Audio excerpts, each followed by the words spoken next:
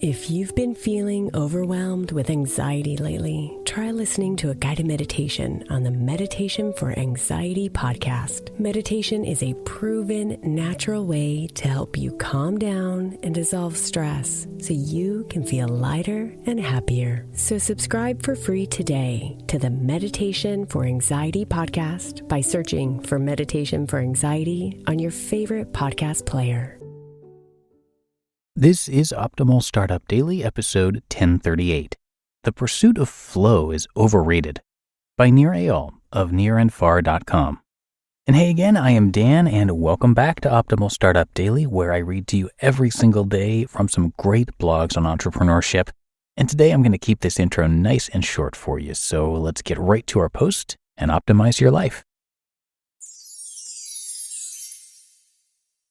The Pursuit of Flow is Overrated, by Nir Eyal of NirAndFar.com. The idea of flow is considered by many to be the epitome of productivity. Also known as being in the zone or hitting your stride, flow captivates us with its promise of becoming so absorbed in what we're doing that we tackle tasks effortlessly. It's a kind of productivity nirvana, an enlightened state of mind where we feel unstoppable, focused, and highly effective. But the reality is, flow is elusive. It's nice if you can get it, but what if you can't? Sure, we can find flow without much effort when engaged in fun activities, like playing sports and games. But when we have to do something we don't want to do, like responding to never-ending emails or completing our taxes, finding flow can be impossible. For busy professionals, that's a big problem. If there's one thing I've learned writing my 2 best-selling books, Hooked and Indistractable, it's that writing isn't always fun. It's hard work full of boredom, self-loathing, and self-doubt, pretty much the opposite of flow. Still, I wanted to write my books, and waiting to conjure a state of flow often meant I was more susceptible to distraction. The good news is, we don't need to wait for flow to accomplish what we need to. In fact, most people can't afford to wait for the muse to strike. Rather than depending on flow, we can learn other methods to do what needs to get done, no matter what. What is flow, and why is it so hard to find? Psychologist M.I.T Csikszentmihalyi coined the term flow in the 1970s. He defines it as, quote, a state in which people are so involved in an activity that nothing else seems to matter. The experience is so enjoyable that people will continue to do it even at great cost for the sheer sake of doing it, end quote. Csikszentmihalyi wrote that during flow, quote, concentration is so intense that there is no attention left over to think about anything irrelevant or to worry about problems. Self-consciousness disappears, and the sense of time becomes distorted. End quote. Sign me up. Unfortunately, the trap of flow is that you can't find it in just any task. According to Csikszentmihalyi, flow requires several components, which he calls the elements of enjoyment. For one, the task at hand must be autotelic. That is, it must be done for its own reward. Doing something for the sake of getting rewarded, like completing tasks for a paycheck, is not autotelic. Well, that requirement pretty much rules out what people do for most of their working lives. Flow-inducing tasks also require clear goals and provide immediate feedback. Again, that doesn't translate well to hard work, for which getting immediate feedback is rare.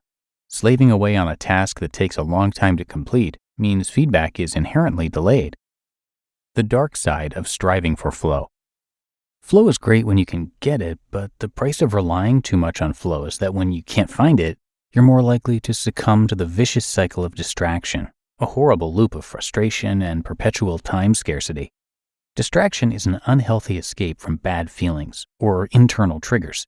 If you feel anxious, restless, or poorly qualified for a task, for example, those internal triggers may drive you to pick up your smartphone to scroll through Instagram or check the news in order to forget that feeling for a while. Likewise, a task that is not inherently engaging and enjoyable can elicit the internal triggers that lead us off track. That's why we can't make flow a precondition to getting things done. If you wait around for flow and it doesn't come, you have to learn to deal with your internal triggers, or you will never get the task done. But how? Reimagining the task. Most people don't know how to focus on things they dislike doing for very long. They constantly drift from one thing to another as soon as a task gets too hard, boring, or uncomfortable. It is important to note that some people struggle with chronic mind wandering. Though studies estimate ADHD afflicts less than 3% of the global adult population, it can be a serious problem and may require medical intervention. But for some 97% of the population, distraction can be easily tamed. That is, if we know what to do about it. There's a way to stay focused on a task without waiting for the elusive state of flow. It's called play. According to Professor Ian Bogost of Georgia Tech, play can help us persevere when we would otherwise quit.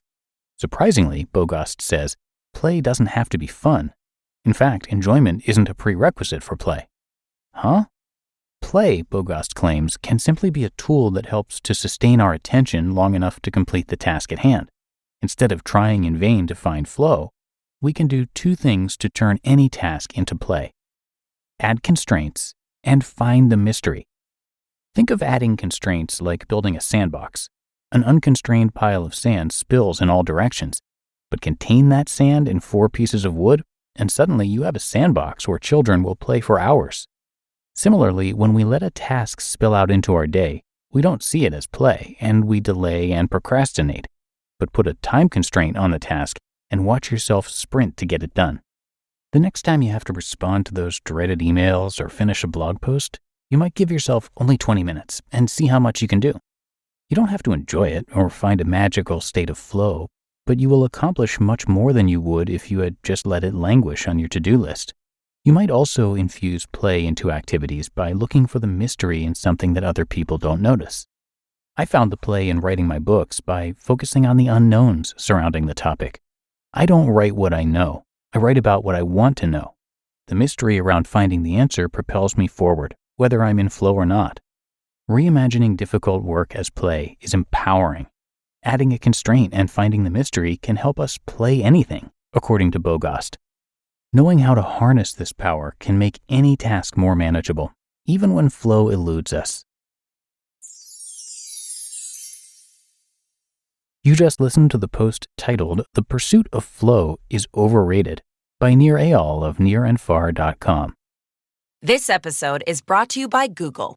Cyber attacks on critical infrastructure threaten essential services. That's why public institutions like schools, hospitals, and government agencies across the country are partnering with Google to keep their data safe and secure. Because when organizations run on Google Cloud, they're defended by the same AI-powered security that protects all of Google. Explore how Google is keeping more Americans safe online. Visit safety.google.com/cybersecurity today. You're always looking for ways to improve the speed and organization of your work. But if you're still jumping between 50 tabs just to do your job, then maybe you haven't found the right tool yet. That's where Notion comes in. And today, I'm excited to share that they just launched Notion Projects, which includes new, powerful ways to manage projects and leverage the power of their built-in AI features too. Notion Projects combines project management with your docs, knowledge base, and AI, so you can stop jumping between tools, stop paying too much for them, and use automation to help you succeed. In just one workspace, you can do everything you need to get your projects over the finish line, from brainstorming to drafting launch plans to organizing sprints and keeping everyone on deadline. Do your most efficient work with Notion Projects. You can try it for free today at notion.com/OSD. That's all lowercase letters, notion.com/OSD. And when you use our link, you're supporting our show. So go right now to notion.com/OSD. And a big thank you to Nir, who holds a degree from Stanford Graduate School of Business, has sold multiple companies, taught at 2 different schools at Stanford, and as he mentioned in the post, has become a best-selling author of 2 books. Nir also has an excellent blog, which is where I'm reading from today, and that is at NirAndFar.com, and please note that Nir is spelled N-I-R like his name. And for more insights on using psychology to change behavior, join Nir's newsletter and receive a free workbook at NirAndFar.com. But that does it for today here on OSD. I thank you as always for being here with me, and I'll see you back here for another post tomorrow, where your optimal life awaits.